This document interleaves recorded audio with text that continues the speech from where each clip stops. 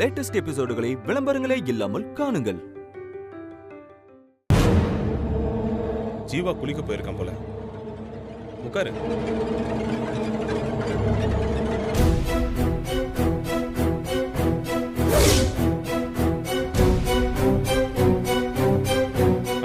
ஜீவா போட்டிருக்க டிஷர்ட் என்னோடது. நல்லா இருக்குல்ல? இனிமே எனக்கு சொந்தமான எல்லாமே ஜீவா யூஸ் பண்ணிக்கலாம். ஜீவாக்கு சொந்தமான எல்லாத்தையுமே நான் யூஸ் பண்ணிக்கலாம்.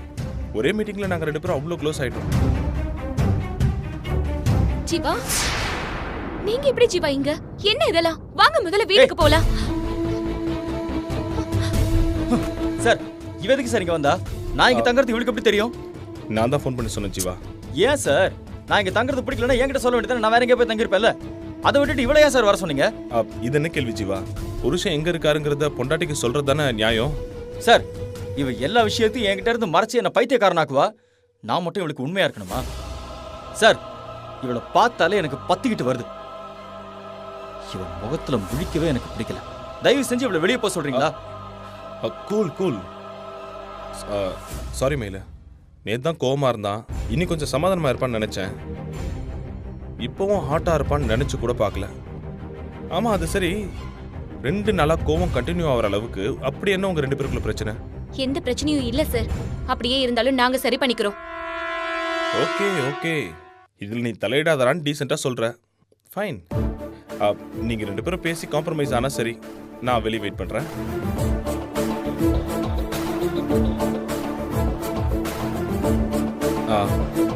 நான் உன்னை என்னவோ நினைச்ச மயிலு.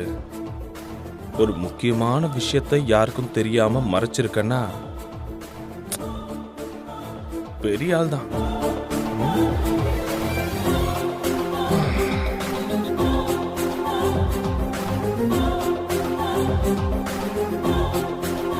ஜீவா, என்ன இதெல்லாம்? குடிச்சிட்டு இங்க வந்து விழுந்து கிடக்குறீங்களே, உங்களுக்கு இதெல்லாம் நியாயமா இருக்கா? சரி, நம்ம இங்க எதுவும் பேசிக்க வேணாம். நம்ம வீட்ல போய் பேசிக்கலாம். வாங்க. ஏய், கையெடு. அந்த வீடு வேணான்னு சொல்லி தான் நான் வெளியே வந்திருக்கேன். ஏய், நான் இனிமே அந்த வீட்டுக்கு வர்றதாவே கிடையாது. புரியுதா? அங்க வரலனா எங்க போக போறீங்க? நான் எங்கேயோ போறேன். அத பத்தி உனக்கு என்ன? ஜீவா, நான் உங்க வைஃப். ஜீவா, வைஃபா? நீ தான் என்ன புருஷனா ஏத்துக்கவே இல்லையே. அப்புறம் இந்த வைஃப்ங்கற உரிமை எல்லாம் எப்படி வந்தது? ஏன் ஜீவா இப்படி எல்லாம் பேசுறீங்க? ஆரம்பத்துல நான் நம்ம கல்யாணத்தை ஏத்துக்கலதான். ஆனா இப்பதான் உங்களோடவே நான் வந்துட்டேன்ல. மயிலு, புருஷன் பொண்டாட்டினா ஒன்னா ஒரே வீட்டுல இருக்கிறது கிடையாது. ஒருத்தர் மேல ஒருத்தர் நம்பிக்கையோட இருக்கிறது. ஆனா உனக்கு தான் என் மேல நம்பிக்கைங்கிறதே கொஞ்சம் கூட கிடையாது. இருந்திருந்தா இவ்வளவு பெரிய விஷயத்தை என்கிட்ட இருந்து மறைச்சிருப்பியா? ஜீவா, நான் அப்படி என்ன மறைச்சேன்? ஓ, என்ன மறைச்சேன்னு கூட உனக்கு தெரியாதுல்ல? அந்த அளவுக்கு நீ அப்பாவி. அத நான் நம்பணும் இல்ல?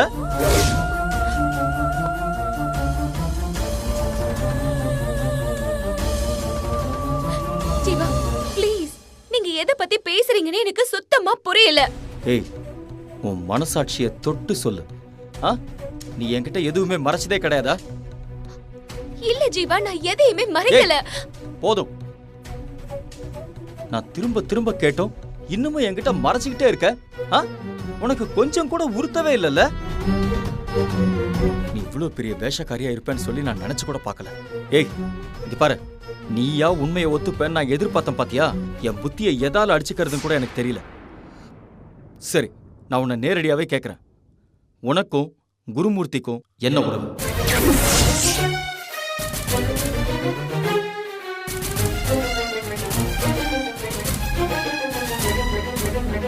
உன்னைத்தான் கேட்கிறேன், பதில் சொல்லு. அந்த குருமூர்த்திக்கும் உனக்கும் என்ன உறவு? அந்த குருமூர்த்தி யாரு உனக்கு? ஜீவா, நான் தான் பல தடவை சொல்லிருக்கேனே, அவர் எனக்கு அப்பா மாதிரி அப்படின்னு. அப்பா மாதிரி எல்லாம் இல்ல, அந்த ஆள் தான் உன் அப்பன். உன்னை பெத்த அப்பன்.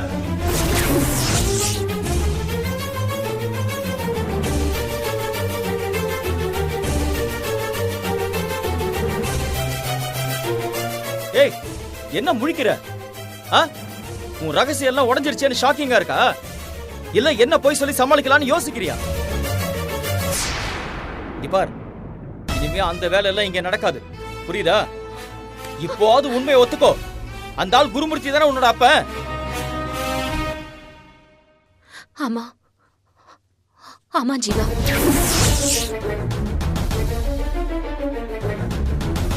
இந்த உண்மையை இவ்வளவு நாளா என்கிட்ட சொல்லவே இல்ல. சொல்லக்கூடாதுன்னுலாம் இல்ல, நேரம் வரும்போது உங்ககிட்ட சொல்லிக்கலாம்னு தான். நான் ஃப்ரெண்டா இருக்கிற வரைக்கும் உனக்கு நேரம் வரலன்னா ஓகே. இப்ப நான் உன் புருஷன் தானே, இப்ப கூட உனக்கு நேரம் கிடைக்கலையா? என்கிட்ட எப்படி நீ இந்த உண்மையை மறைக்கணும்னு நினைச்ச? நான் செஞ்ச தியாகத்தை கொஞ்சமாவது நினைச்சு பார்த்திருந்தா என்னை இப்படி ஏமாத்திருப்பியா? ஐயோ ஜீவா, நான் உங்களை பேசாத. காதலை விட சொத்து தான் பெருசுன்னு எவ்வளவு பேர் நினைப்பாங்க. சொந்தம் தான் பெருசுன்னு கூட சில பேர் தான் நினைப்பாங்க. ஆனா நான் உனக்காக எல்லாத்தையும் உதறி தள்ளிட்டு வந்தேன். சொந்தமா 10 கார் வச்சிருந்தனா ஒரு டிரைவரா வேலை பார்த்தேன். கொசுக்கடியில தூங்குனேன். இதெல்லாம் எதுக்காக? உனக்காக தானே? உன் மேல இருக்கிற காதலுக்காக தானே? என் வாழ்க்கையில நீ மட்டும் இருந்தா போதும்னு எனக்கு தோணுச்சு. இந்த உலகத்துல உன்னை தவிர வேற எதுவுமே பெருசு இல்லைன்னு நான் நினைச்சேன். அதனாலதான் எல்லா கஷ்டத்தையும் நான் தாங்கிக்கிட்டேன். பதிலுக்கு நீ என்ன செஞ்சிருக்கணும்? எனக்கும் என் காதலுக்கும் உண்மையா இருந்திருக்கணும். ஆனா நீ ஜீவா, உங்க கோபம் நியாயமானதுதான். ஆனா நீங்க தயவு செஞ்சு என்ன தப்பா எடுத்துக்காதீங்க. நான் IPS ஆபீசர் ஆனதுக்கு அப்புறம் தான் எல்லாருக்கும் உண்மை தெரியணும்ன்றது அம்மாவோட முடிவா இருந்துச்சு. மத்தவங்க கிட்ட நீ இந்த உண்மையை மறைச்சிருக்கலாம். ஆனா நான் யாரு? உன் புருஷன் தானே. என்கிட்ட இருந்து மறைக்கிறதுக்கு உனக்கு எப்படி மனசு வந்தது? நம்ம கல்யாணத்தை பத்தி யாருக்கிட்டயுமே சொல்லாம நான் மறைக்கலையா? அதே மாதிரி இந்த உண்மையை நான் மூடி மறைச்சிருக்க மாட்டேன். நான் ரகசியத்தை காப்பாத்துவேன்னு தெரிஞ்சிருந்தோம் நீ என்னை ஏமாத்திருக்கனா அதுக்கு என்ன மயில் அர்த்தம்? நீ என்ன புருஷனாவே மதிக்கல. உன் வாழ்க்கையில எனக்கான ஒரு இடமே கிடையாது, அப்படிதானே? உன்னை பொறுத்த வரைக்கும் ஜீவானா ஒரு ஜோக்கர். அவனை யூஸ் பண்ணிட்டு அப்படியே தூக்கி போட்டுறணும், அப்படிதானே? ஐயோ ஜீவா, இப்படி எல்லாம் பேசாதீங்க. என் மனசுக்கு ரொம்ப கஷ்டமா இருக்கு. நான் அந்த மாதிரி எல்லாம் உங்களை என்னைக்குமே நினைச்சதில்ல. ஏய், நீ இல்லன்னு சொன்னாலும் அதுதான் நிஜம். புருஷன் பொண்டாட்டிக்குள்ள எந்த ஒளிவு மறைவும் இருக்கக்கூடாது, ரகசியங்களும் இருக்கக்கூடாதுன்னு நினைக்கிறவன் நான். அப்படிதானே இத்தனை நாளா உன் கூட இருக்க. ஆனா நீ அப்படி இல்லையே. அதுக்கு ஒரே ஒரு காரணம் மட்டும்தான் இருக்க முடியும். நீ என்ன புருஷனா ஏத்துக்க தயாராவே இல்ல மயில். ஐயோ ஜீவா, திரும்ப திரும்ப நீங்க அதையே சொல்லாதீங்க. இங்க பாரு, எனக்கு எந்த விளக்கமும் தேவை கிடையாது, புரியுதா? இதுக்கு மேலேயும் உன் கதையை நம்புறதுக்கு நான் ஒன்னும் முட்டாள் கிடையாது. என்ன காரணம் சொன்னாலும் சரி, நீ எனக்கு செஞ்சது மிகப்பெரிய துரோகம். உன்னை என்னால மன்னிக்கவே முடியாது. ஏய், நீ தேடிட்டு இருந்த உங்க அப்பா கிடைச்சிட்டாருங்கிற விஷயத்தையே நீ என்கிட்ட இருந்து மறைச்சிட்டியே. இன்னும் இந்த மாதிரி எத்தனை விஷயத்தை நீ என்கிட்ட இருந்து மறைச்சிருப்பியோ யாருக்கு தெரியும்? ஐயோ ஜீவா. ஏய், பேசாத. உன்ன மாதிரி ஒரு துரோகியை காதலிச்சேன்னு நினைச்சாலே எனக்கு அப்படியே அசிங்கமா இருக்கு. ஏய், இங்க பாரு, நீ எனக்கு தகுதியான ஆளே கிடையாது. இங்கிருந்து முதல்ல தொலைஞ்சு போ. போன்னு சொல்றேன்ல. பிரமாதம் பிரமாதம் முதலாளி.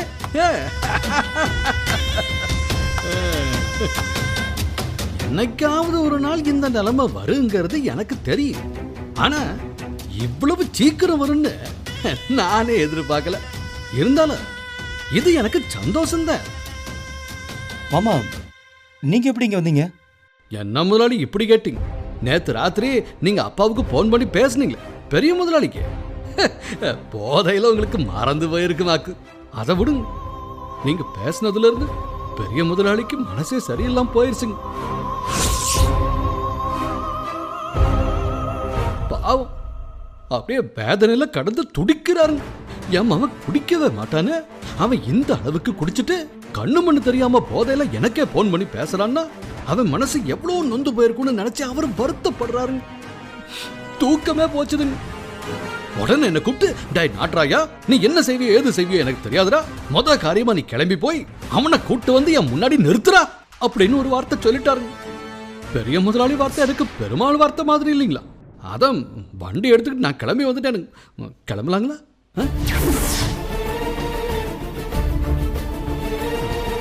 என்னங்க முதலாளி யோசிக்கிறீங்க?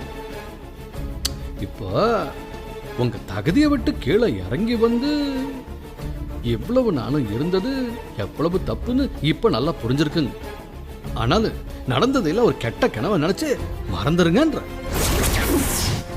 ஏதோ உங்களுக்கு போதாத காலம் குப்பை மேலெல்லாம் விழுந்து புரள்ற மாதிரி ஒரு நிலைமை ஆகி போச்சுதுங்க. விடுங்க விடுங்க முதலாளி, என்ன இருக்குதுங்க இங்க?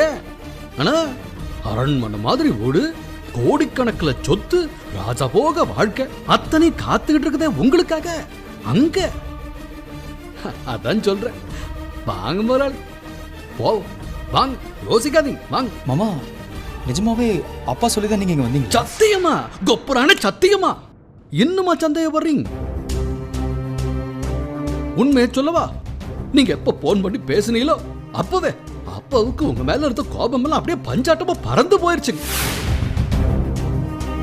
அவர் மனசுல இப்ப இருக்கிறதெல்லாம் ஒரே எண்ணம் தானுங்க, என் மவன் அவன் வாழ்க்கைய அவனே இப்படி கெடுத்துட்டு கிடக்குறானே அப்படின்னு வேதனைப்பட்டுக்கிட்டு இருக்காருங்க. இன்னைக்கு உலகத்திலேயே அவருக்கு மிகப்பெரிய சந்தோஷம் எதுங்கிறீங்க? திரும்பவும் நீங்க அவர்கிட்டயே வந்துடுறதுதான். அவருக்காக, உங்க நல்ல வருங்காலத்துக்காக. வாங்க முதலாளி, போவோம் வாங்க. ஜீவா, ஜீவா, யார் வீட்லயும் இருக்கிறதுக்கு பதிலா நீங்க உங்க குடும்பத்தோடய போய் சேர்றது எனக்கு சந்தோஷம்தான். ஆனா நம்ம பிரியறதுக்கு இது ஆரம்பமா அமைஞ்சிருமோன்னு எனக்கு பயமா இருக்கு ஜீவா. ஜீவா, போறதுக்கு முன்னால அத மட்டும் கொஞ்சம் யோசிச்சு பாருங்க.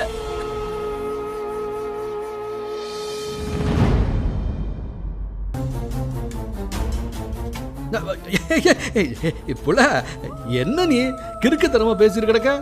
இனிய உங்க ரெண்டு பேரையும் பிரிக்கிறதுக்கு நாங்க என்ன பண்ணணும்? அதான் சின்ன முதலாளிய சொன்னார்ல, எனக்கு நீ தகுதியானவ கிடையாதுன்னு. எப்ப அந்த வார்த்தையை அவர் சொன்னாரோ அப்பவே அவர் மனசுல விரிசல் விழுந்துருச்சுன்னு அர்த்தம். இனி அந்த விரிசல் ஒட்டுங்கிற இன்னும் பெருசாகி பெருசாகி மொத்தமா உடைஞ்சுத்தான் போகும். அதுக்காகத்தான் சொல்றேன், இனி இது சேராது. உன் மனசளவுல நீ இனிமே அதுக்கு தயாராகிறது தான் உனக்கு நல்லது. இங்க பாருங்க, நீங்க நினைக்கிறது நிச்சயமா நடக்காது. ஜீவா ஏதோ இப்ப கோவத்துல பேசுறாரே தவிர அவர் மனசுல இருந்து என்ன தூக்கி எறியவே முடியாது. இதுக்குள்ள நீங்க தலையிட்டு விளையாடல நினைக்காதீங்க. ஏய், இங்க பாரு, நாட்ராயன் மாமா எங்க குடும்பத்துல ஒருத்தர். எனக்கு எது நல்லது எது கெட்டதுன்னு அவருக்கு தெரியும். எங்க குடும்பத்து மேல அக்கறை உள்ளவர் அவர். நீ அவர்கிட்ட இந்த மாதிரி பேசுற வேலை வச்சுக்காத, புரியுதா? முதலாளி விடுங்க முதலாளி, நீங்க யாரு? உங்க தராதரம் என்ன? நீங்க போய் அனாவசியமா இதுங்க வீட்டுலாம் பேசிக்கிட்டு விடுங்க. நாம கிளம்புவோம் வாங்க. பெரிய முதலாளி உங்களுக்காக அங்க காத்திருக்காரு. வாங்க முதலாளி, கிளம்பலாம் வாங்க. ஜீவா, ஜீவா, நான் வரேன் சார். ஜீவா, நீங்க செஞ்ச உதவிக்கு ரொம்ப தேங்க்ஸ். பார்த்து ஜாக்கிரதை. ஜீவா, ஜீவா, ஜீவா நில்லுங்க. ஜீவா, ஏய், ஜீவா, ஜீவா, ஜீவா.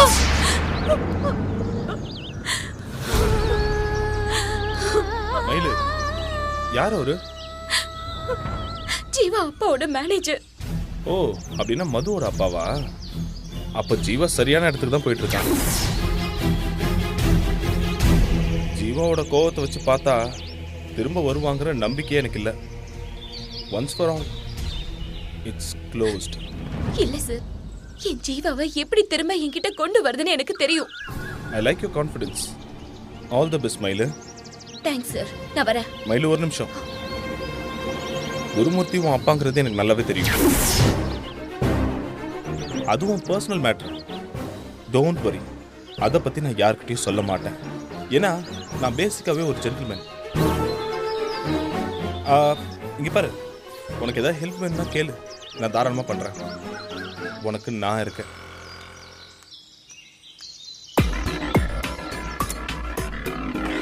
பார்த்து பார்த்து.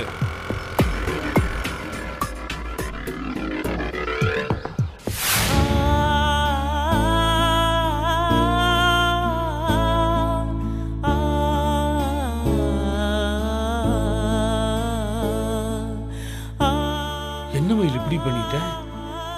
இவ்வளவு நேரமா உன்னை காண நான் எவ்வளவு டென்ஷன் ஆகிட்டேன் தெரியுமா? இப்பதான் உனக்கு ஃபோன் பண்ணலான்னு எடுக்கிறேன், அதுக்குள்ள நீயே வந்து நிக்கிற. காலையில சொல்லாம கொள்ளாம அப்படி எங்க போன? ராம் சார் வீட்டுக்கு போனேன் சார். அவன் வீட்டுக்கு எதுக்கு போன?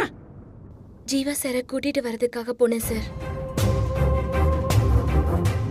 ஜீவா எங்க போன? எனக்கு ஒன்றும் புரியவே இல்லை மயில. தயவு செஞ்சு என்ன நடந்ததுன்னு வழக்கமா சொல்லு. சார், ஜீவா குடிச்சிட்டு ரோட்ல அலைஞ்சிட்டு இருந்திருக்காரு. ராம் சார் தான் அவரை பார்த்து வீட்டுக்கு கூட்டிட்டு போயிருக்காரு. காலையில தான் எனக்கு ஃபோன் பண்ணி தகவல் சொன்னாரு. ஜீவாவை கூட்டிட்டு வந்துடலாம் தான் நான் அங்க போனேன். ஜீவா என்னமா உங்க கூட வரல? இல்ல சார், நாட்ராயனோட போயிட்டாரு.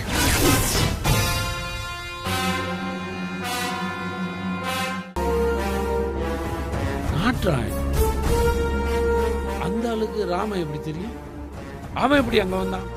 தெரியல சார். அந்நாள் இல்லைனாலும் ஜீவா என் கூட வந்திருக்க மாட்டாரு சார். இப்படி சொன்னா எப்படி? நீ எப்படி ஜீவாவை அந்த ஆள் கூட போக விட்ட? ஏமாயில ஜீவா கிட்ட எப்படியா சமாதானமா பேசி இங்க தானே கூப்பிட்டு வந்திருக்க. என்னால முடிஞ்ச வரைக்கும் நான் பேசி பார்த்துட்டேன் சார். என் மேல இருக்க கோவத்தால ஜீவா எதையுமே கேக்குற நிலைமையிலேயே இல்ல.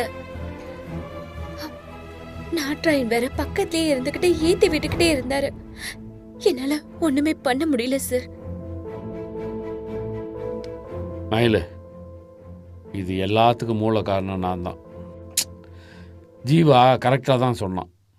உங்களுக்கு நடுவில் நான் வந்திருக்க கூடாது. நாகரிகமாக ஒதுங்கி போயிருக்கணும். நான் உள்ளே நுழைஞ்சி ஜீவாவோட சட்டையை பிடிச்சி அடிக்க போனது தான் பெரிய தப்பாயிடுச்சு. மயில, மன்னிச்சிருமா? ஐயோ சார், எதுக்கு பெரிய வார்த்தையெல்லாம்? ஏற்கனவே அவர் இந்த வீட்டை விட்டு போற முடிவுல தான் சார் இருந்தாரு. நீங்க வந்து பேசினதும் அவருக்கு அது ஒரு சாக்கா போச்சு, அவ்வளவுதான். இல்லாமா, நீ எதையாவது சொல்லி அவன் மனசை மாத்திருப்ப. நான் தான் அதுக்குள்ள உள்ள பூந்து அதை கெடுத்துட்டேன். சார், அப்படியெல்லாம் ஒன்றும் இல்லை. மயில, நான் சங்கடப்படக்கூடாதுன்னு நீ நினைக்கிற. ஆனா உண்மை என்னன்னு எனக்கு தெரியுமா? உன் வாழ்க்கையில நான் ஓவரா தலையிடுறேன்னு ஜீவாக்கு என் மேல கோபம். அந்த கோபம் தான் அவனை இந்த முடிவு எடுக்க வச்சிருச்சு. மயில, நான் போய் ஜீவாட்ட மன்னிப்பு கேட்டா எல்லாம் சரியாயிடும்ல? அப்பா ஜீவாவை போய் பார்த்தா எல்லா விஷயத்தையும் உளறி கொட்டிட்டு வரே, மறுபடியும் பெரிய தகராறாயி இதெல்லாம் நடக்கவே கூடாது. மயில, நீ ஒன்றும் கவலைப்படாத மயில. ஜீவாட்ட போய் நான் பக்குவமா பேசி அவனை சமாதானப்படுத்தி இங்க கூப்பிட்டு வந்துட்டா. நான் வேணா அவன்கிட்ட போய் மன்னிப்பு கேட்கறதோட இனிமே உங்க விஷயத்தில் தலையிடவே மாட்டேன்னு உறுதியா சொல்லிட்டு வரேன். சார், அதெல்லாம் எதுக்கு சார்? யாரையும் சரியா புரிஞ்சுக்காம கோவப்பட்டு போனதெல்லாம் அவரோட தப்பு சார். அவரா அதை உணர்ந்து திரும்பி வரட்டும். அவர் செஞ்ச தப்புக்கு நீங்க போயெல்லாம் மன்னிப்பு கேட்க கூடாது சார். மயில, யாரு சரி யாரு தப்புன்னு ஆராயறதுக்கெல்லாம் இப்ப நேரம் இல்லை. ஜீவா சமாதானமாய் திரும்ப இங்க வரணும். நீயும் அவனும் சந்தோஷமா வாழணும். நான் மன்னிப்பு கேட்டா அது நடக்கும்னா அதை கேட்கறதுக்கு நான் எந்த நேரமும் தயாரா இருக்கேன். வேணா சார், யார் போய் பேசினாலும் ஜீவாவோட கோபம் இப்போதைக்கு குறையாது சார். உங்களை பார்த்தாலும் அவர் கோபம் அதிகமாகுமே தவிர பிரச்சனை சரியாகாது. அவரை தொந்தரவு பண்ணாம கொஞ்ச நாள் அப்படியே விட்டுருவோம் சார். என்னால அப்படியெல்லாம் விட முடியாது மயில. இது என்னால வந்த பிரச்சனை. இதை சரி செய்ய வேண்டிய பொறுப்பும் கடமையும் எனக்கு தான் இருக்கு. இப்பவே போய் ஜீவா பார்க்க. சார் ப்ளீஸ் சார், சொன்னா புரிஞ்சுக்கோங்க சார். ஒவ்வொரு விஷயத்திலையும் நீங்க தலையிடுறதுனால தான் பிரச்சனை வேற மாதிரி போயிடுது. நீங்க மூக்க நுழைக்கிறது தான் எல்லாத்துக்கும் காரணம்னு இப்ப நீங்க தானே சொன்னீங்க. அது புரிஞ்சும் அதே தப்ப திரும்ப திரும்ப பண்ணிட்டு இருந்தா எதுவுமே சரியாகாது சார். இது என் வாழ்க்கை பிரச்சனை. என் வாழ்க்கை மேல உங்களை விட எனக்கு நிறைய அக்கறை இருக்கு. இதை எப்படி சரி பண்றதுன்னு எனக்கு தெரியும் சார். நீங்க உள்ள நுழைஞ்சு குழப்பமா இருக்கிறது தான் நீங்க எனக்கு செய்யற பெரிய உதவி சார். எனக்கு எது வேணும்னாலும் நானே வந்து கேட்கும் போது மட்டும் சப்போர்ட் பண்ணுங்க சார். மத்த நேரத்துல தள்ளியே இருக்கிறது தான் நமக்கு நல்லது சார்.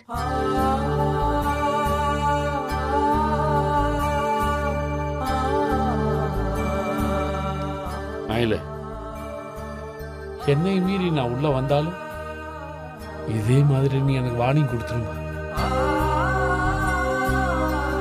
4 தடவை பட்டாதான் எனக்கும் உரைக்கும்.